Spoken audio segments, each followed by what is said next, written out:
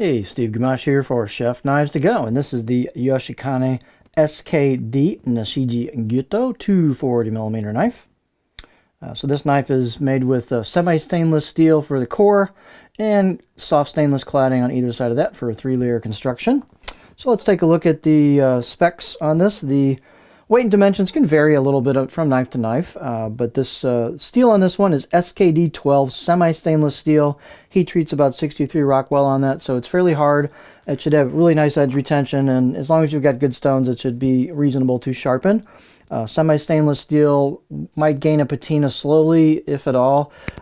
Typically, if you treat it like a carbon steel knife, reactive knife, and just use it, wash it, dry it, put it away, you'll be fine. It's got stainless cladding on either side, so that helps, again, maintenance on it, make it easy. They do what they call a Nashiji or pear skin finish, what's called a pear skin finish on this, and this maker has a kind of a smooth style on that. It's very smooth and kind of uniform.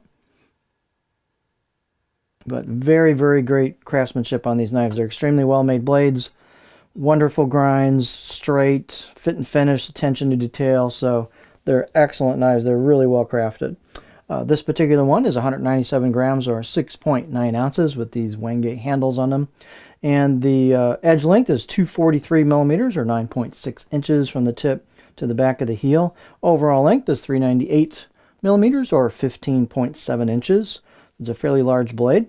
I measured the spine actually in 3 places, but coming out of the handle, it's about 3.7 millimeters thick in the back, but it thins out really nicely towards the middle. It's about 2.1, 2.2-ish, and then it even thins out a little bit more past that, and that's what you call a distal taper, when the spine gradually thins out from the back of the knife to the tip. These are very thin ground at the tip. They've got a generous grind. You can see starts way up here, and very well done. And so these are thin at the tip, and the performance should be very, very good. Here is the back of the blade, and again, ground thinly towards the edge. Get our camera to focus. Come on. There we go. Very thin at the edge as well, so high performance on these all the way. Yet they're fairly stiff at the spine, so you get a lot of confidence on the cutting board. Fairly tall as well, 51 millimeters at the back, and so you've got kind of a thin neck here. You do have a curve from the choil into the neck into the handle, so there's plenty of space here for your finger for a pinch grip, so very comfortable on a pinch grip.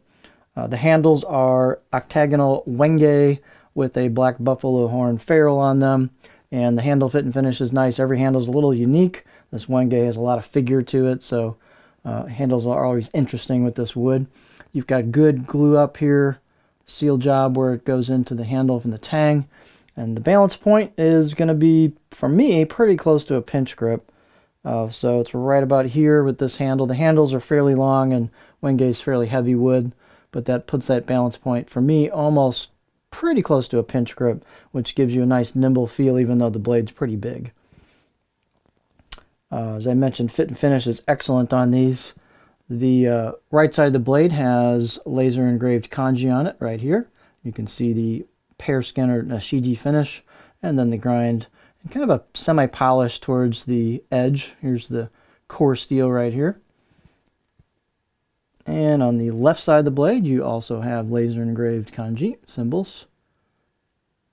They've done a nice job of polishing and rounding the spine all the way down, and they've also taken the time to polish and relieve the choil as well. So very nice fit and finish on these.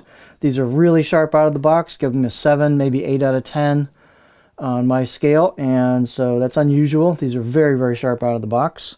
Again, super clean grind. This particular knife has some of the cleanest grinds I've ever seen on really about anything. And I've seen a lot of knives, and especially the left side of this one. It's just super consistent grind from all the way down the knife. It's really, really pretty to behold. So here's the edge profile on this. So you'll see they've got a pretty good stop towards the heel. It kind of flows real nicely into the heel. You've got a good flat section in the back, maybe 30-40% of the blade. So great spot there to chop. The tip's kind of medium height, so I can get fairly high. I can get about right here before it starts digging in. So this will pretty easily cover medium to short, or small product as far as rock cutting goes. It'll rock cut nicely. Push-pull cuts will be no problem, obviously chopping towards the back. Tip draws you can do. You'll have to get the handle a little bit higher, but you can do tip draws on it. And so the pretty versatile profile. So it's got a little bit of everything on there for all the different standard kind of knife cutting techniques. So once again, a high degree of craftsmanship on this knife. Excellent fit and finish. Really nice work, and easy to care for knife with high performance materials. So this is the Yoshikane SKD Nashiji Gyuto 240mm knife from Chef Knives to Go.